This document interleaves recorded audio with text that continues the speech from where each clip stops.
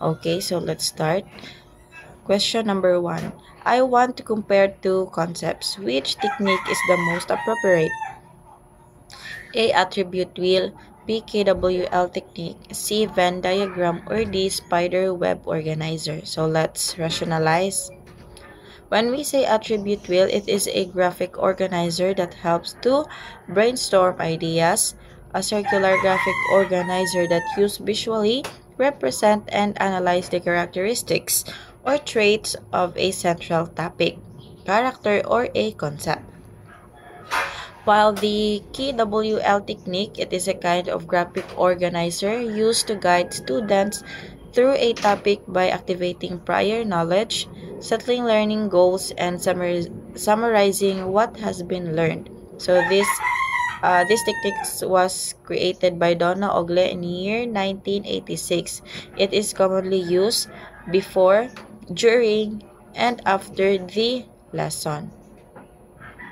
While the Venn diagram, it is a visual tool that uses overlapping circles to show relationships between different sets of items. So most commonly highlighting the similarities and the differences.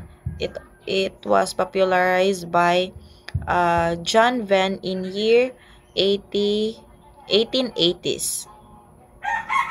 So for the spider web organizer, or also known as spider map or semantic map, it is a brainstorming and organizational tool used to visualize display knowledge about the central topic. So the main idea is placed in the center and the related details or subtopics branch from it.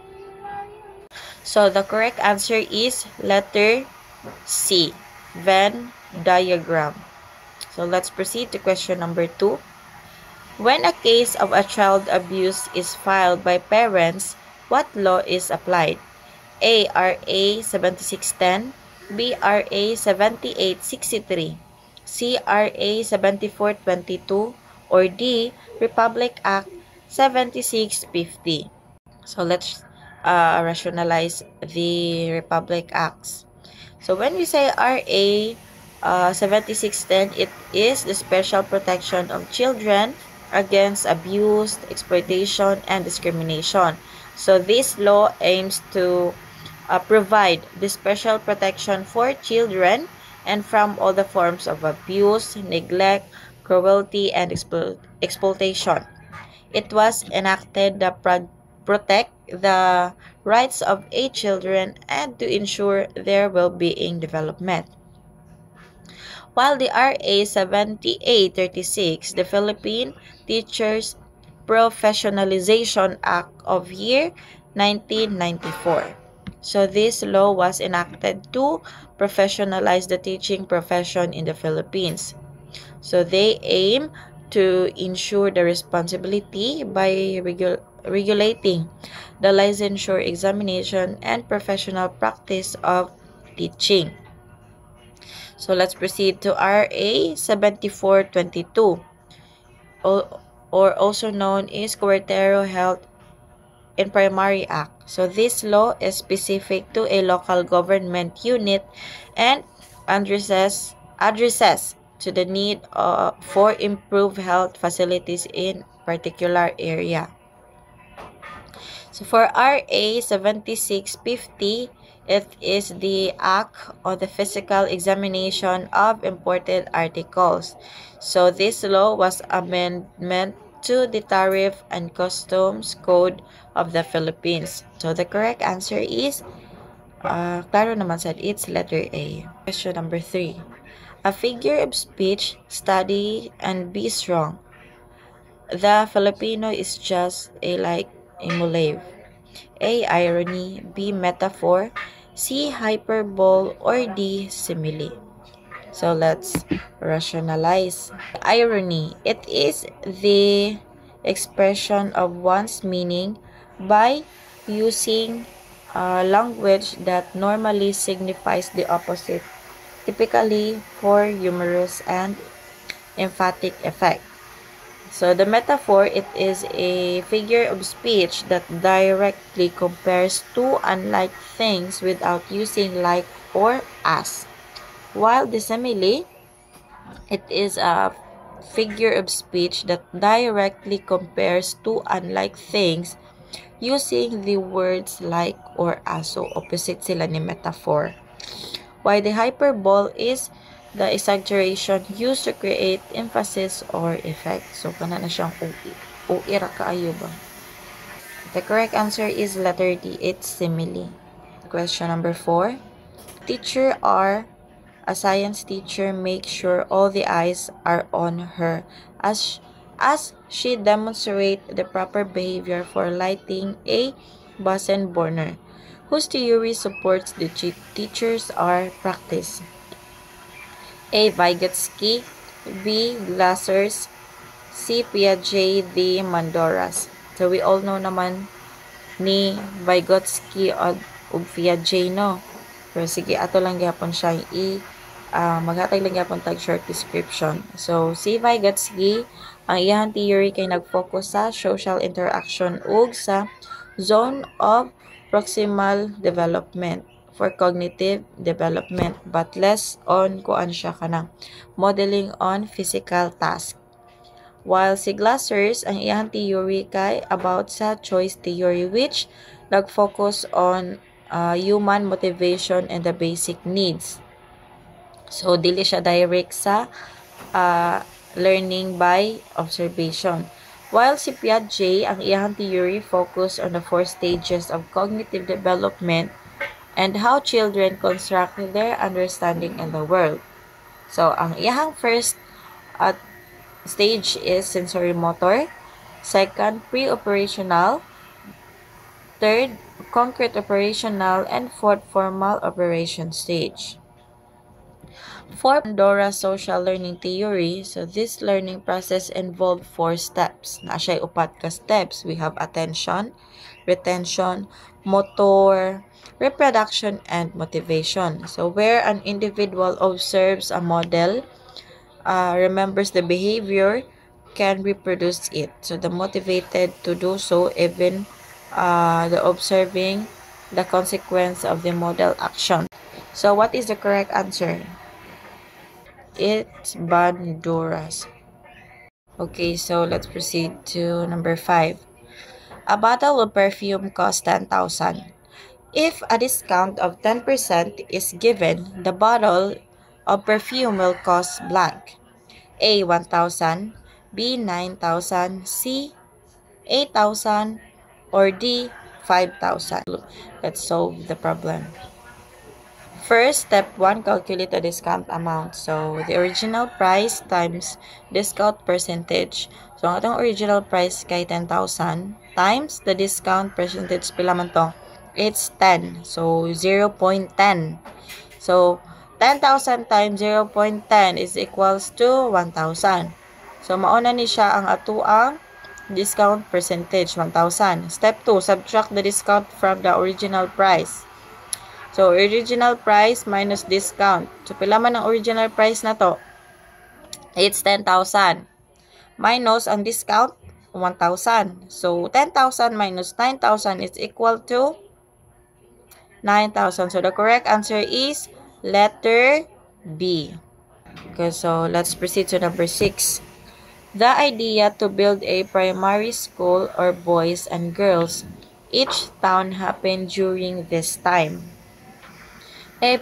Pre-colonization, B. Spanish era, D. American era, or D. Japanese era. So, let's rationalize. Ang pre-colonization period, ang Spanish rule, characterized by indigenous cultures, trade networks, and oral traditions. While the Spanish era, from the year 1565 to 1898, ang the Spain colonized the islands. They introduced the Christianity and the Roman alphabet, which significantly impact the country cultures and literature. While the America era, from the year 1898 to 1946, they follow the Spanish-American War. So the U.S. or the United States established the civil government, and began major reforms in education, health, and economy. And for the last one, we have the Japanese era, a period of occupation from 1942 or 1945, which came after the American period and preceded the final granting independence. Okay, so the correct answer is letter B, Spanish era. Let's proceed to number 7. Which of the following best describes a group of cells that work together to perform a function? A. Tissues, B. Organ system, C. Organ, or D. Organism. So kung paminawon mo, same ra no. Same ra sila group word, puros organ. Tissue ray na lahi. So let's rationalize. When we say tissue, it is a group of cells that perform a specific function in a multicellular organism or to attain. Okay, so or soft paper product. So in the biology naman, it's a level of organization and multicellular organism, which the four main types in the human body is being epithelial, connective, muscle, and nervous tissues.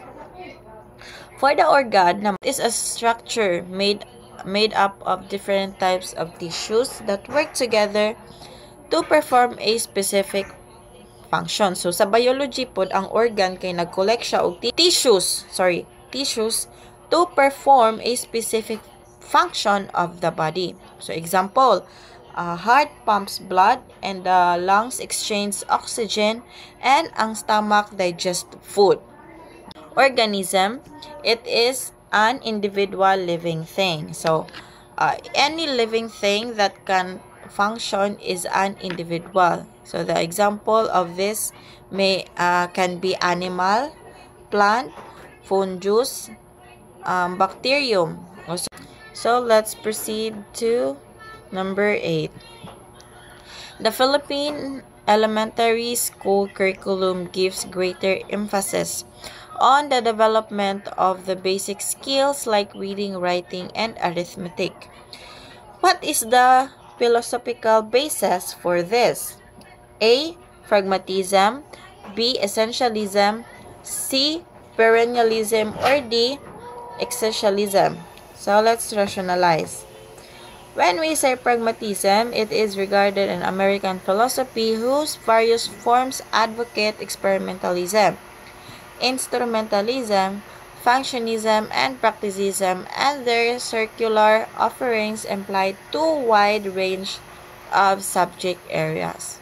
So, ang focus nila diri kay learning by doing, experience, and finding what works best in given situation. So, sa essentialism po, there are core body of knowledge and skills that all students learn to become educated citizen. So, the teacher's role is to transmit the essential knowledge and efficiency. So, we have here the 3R or reading, writing, and arithmetic. So, this is a strong foundation in traditional academic subjects and a teacher-centered approach which direct instruction and memorization.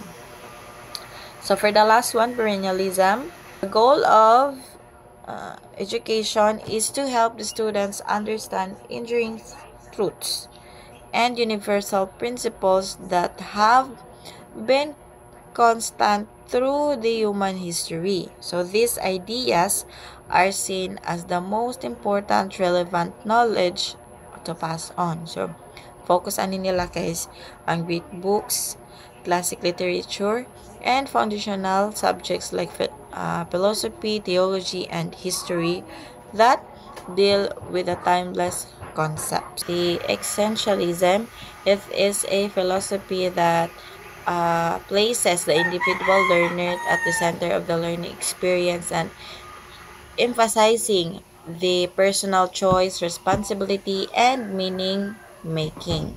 So the correct answer in number 8 is letter A, pragmatism.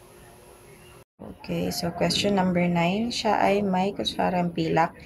Nang ipinanganak ito ay nangangahulugang A, tahimik, B, masalita, C, mayaman, D, mahirap. So when we say tahimik, siya ay mahiyain. Like hindi siya masyado nakikipag-usap sa maraming tao. B, masalita or madaldal. Kahit saan siya ilagay, meron siyang mga kaibigan kasi siya ay masalita or madaldal. So, letter C, mayaman. So, mayaman. Ibig sabihin siya ay pinanganak na maraming pera or hindi siya nagkakapos ng pera. So, letter D naman, mahirap. So, siya ay mahirap, walang pera or like isang kahig o isang tuka. So, ang tamang sagot ay letter C, mayaman. So, ibig sabihin ng pilak ay mayaman. Read to number 10. Last question. Which is the brain of a computer? A, CPU, B, peripheral, C, software, D, RAM. So let's rationalize. So when we say CPU, it is the central processing unit, where the often referred to as the brain of the computer because it is the responsible for executing instruction, performing calculations, and managing the flow of data in the computer. While the peripheral, it is an external device that connects the computer such as mouse, keyboard, or printer. Muna siya peripheral ha. For the software, it is a set of instruction, data, or programs that tells the computer how to operate. And for the RAM, the random access memory. So it is a type of computer memory that stores data programs temporarily while the computer is running. So again, what is the brain of the computer? It's letter A, Central Processing Unit.